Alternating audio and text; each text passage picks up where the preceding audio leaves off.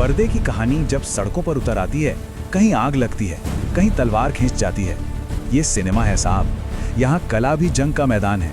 कभी सच चुपता है तो कभी अफवाह तूफान लाती है। सिनेमा सिर्फ मनोरंजन नहीं होता। कई फिल्में ऐसी बनी जिन्हें सड़कों पर लड़ना पड़ा। जब राजनीति और सिनेमा टकराते हैं तो इतिहास बनता है। कभी सेंसर बोर्ड, कभी अदालत, कभी जनता का गुस्सा। इन फिल्मों ने पूरे देश को बहस में बांट दिया। सवाल उठता है, क्या सिनेमा को सच कहने की आज़ादी है या समाज कुछ कहानियों के लिए तैयार नहीं होता? आज हम उन फिल्मों की कहानी देखेंगे जिन्होंने सबसे बड़े विवाद खड़े किए। इन फिल्मों पर बहस आज भी खत्म नहीं हुई, क्योंकि सिनेमा खत्म हो जाता है लेकिन उसके सवाल जिंदा रहते हैं। तो चलिए सबसे पहले बात करते हैं उस जंग की जो पर्दे और सियासत के बीच लड़ी जाती है। ये आप जानते हैं वो टकराव है जहां एक कहानी में इतनी ताकत होती है कि वो सत्ता के गलियारों में भूचाल ला दे, और जहां हर फिल्म पर यह शक होता है कि वो किसी एजेंडे को चुनौती दे रही है या फिर किसी एजेंडे के लिए काम कर रही है। जरा सोचिए, साल है 1975, देश पर इमरजेंसी का साया है और ठीक इसी माहौल में एक फिल्म रिलीज होती है, आंधी। अब इस फिल्म की जो मेन कैरेक्टर थी, एक बहुत ही पावरफुल महिला नेता। लोगों को उनमें साफ साफ उस वक्त की प्रधानमंत्री इंदिरा गांधी की छवि दिखाई दी। और फिर क्या था? ऐसा पॉलिटिकल तूफान खड़ा हुआ कि सरकार को सीधे फिल्म को बैन करना पड़ा। इमरजेंसी हटने के बाद ही ये फिल्म सिनेमाघरों में वापस आ सकी, और ये सिनेमा और सत्ता के बीच सीधी टक्कर का एक बहुत बड़ा एग्जाम्पल था।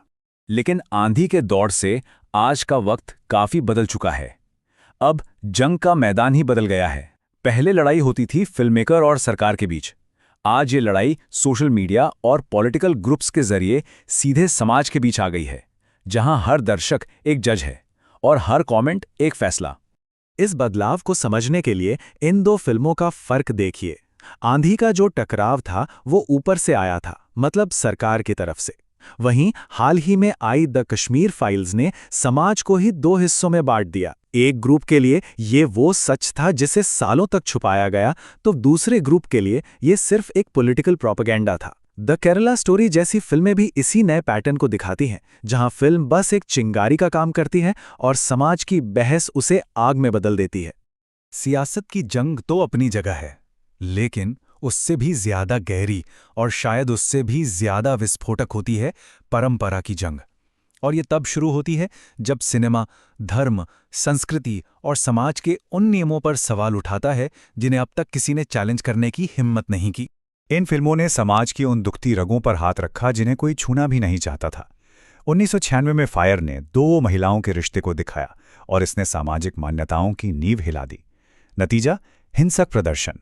2014 में पीके ने धर्म के नाम पर चल रहे पाखंड पर ऐसा सटायर किया कि कई धार्मिक संगठन भड़क उठे, और 2018 में पद्मावत पर तो सिर्फ एक अफवाह के दम पर ही ऐतिहासिक सम्मान को ठेस पहुंचाने का आरोप लग गया। और इन सभी विरोधों के सेंटर में आप जानते हैं एक ही दलील थी, एक ही मांग थी, हमारी भावनाओं का सम्मान होना चाहिए। उनका तर्क ये था कि आर्टिस्टिक फ्रीडम का मतलब ये नहीं कि किसी की आस्था या संस्कृति का मजाक उड़ाया जाए। ये कला और भावना के बीच एक लाइन खींचने की मांग थी। और यहीं से वो बुनियादी सवाल खड़ा होता है जो आज भी उतना ही बड़ा है। एक तरफ है कला की आज़ादी, जो बिना किसी रोक टोक के सच को सामने लाना चाहती है, और दूसरी तरफ है सामाजिक भावना, जो अपनी पहचान और विश्वासों पर किसी भी तरह की चोट बर्दाश्त नहीं करना चाहती। ये दो बहुत ही पावरफुल आइडियाज़ की एक सीधी टक्कर है जो शायद कभी खत्म नहीं होगी। इस टकराव का सबसे दिलचस्प केस स्टडी है पद्मावत। हैरानी की बात यह है कि पूरा का पूरा विवाद एक अफवाह से शुरू हुआ, एक ऐसा सीन जो फिल्म में था ही नहीं, लेकिन रिएक्शन ऐसा था कि पूरे देश में प्रदर्शन हुए, धमकियां दी गईं और फिल्म को बैन करने की जोरदार मांग उठी। आखिर में फिल्म का नाम बदला गया, उसे भारी सुरक्षा में रिलीज किया गया, और विडंबना देखिए, जो फिल्म इतिहास की सबसे विवादित फिल्मों में से एक बनी, वो इतिहास की सबसे बड़ी ब्लॉकबस्टर फिल्मों में से भी एक बनी। तो समाज और सियासत के अलावा एक तीसरी लड़ाई भी है। ये लड़ाई है फिल्म बनाने वालों और सेंसर बोर्ड के बीच। ये एक इंस्टीट्यूशनल स्ट्रगल है, जहां एक आर्टिस्ट अपनी कहानी को बिना किसी काट छांट के लोगों तक पहुंचाने के लिए एक लंबी और थका देने वाली लड़ाई लड़ता है। कई यादगार फिल्मों का सफर इसी मुश्किल रास्ते से गुजरा है। बैंडिड क्वीन को समाज की कड़वी सच्चाई दिखाने के लिए अश्लील होने के इल्जाम झेलने पड़े। वहीं लिपस्टिक अंडर माय बुर्का को सर्टिफिकेट देने से सिर्फ इसलिए मना कर दिया गया क्योंकि वो औरतों की इच्छाओं को खुलकर सामने रख रही थी, एक ऐसा सच जिसे सेंसर बोर्ड अनैतिक मान रहा था। इन दोनों ही फिल्मों को कोर्ट का दरवाज़ा खटखटाना पड़ा, तब जाकर वो पर्दे तक पहुंच पाईं। तो हमने 3 अलग-अलग जंग के मैदान देखे, सियासी, सामाजिक और संस्थागत। इन सभी विवादों के धागे भले ही अलग-अलग हों, लेकिन ये सब मिलकर एक ही तस्वीर बनाते हैं। ये फिल्में ये बात साफ कर देती हैं कि सिनेमा सिर्फ एंटरटेनमेंट नहीं है, बिल्कुल नहीं। ये तो एक ताकतवर आईने जैसा है, एक ऐसा आईना जो समाज को कभी-कभी वो चेहरा दिखाता है जिससे वो नजरें चुराना चाहता है। ये उन असहज बहसों को आवाज देता है जो हमारे बीच चल तो रही होती हैं, पर जिन्हें कोई मानना नहीं चाहता। और शायद यही वजह है कि इन फिल्मों पर विवाद कभी खत्म नहीं होते, क्योंकि फिल्म थिएटर से उतर जाती है, पोस्टर फाड़ दिए जाते हैं, लेकिन वो सवाल जो ये फिल्में उठाती हैं वो हमारे दिमाग में, हमारे समाज में हमेशा जिंदा रहते हैं।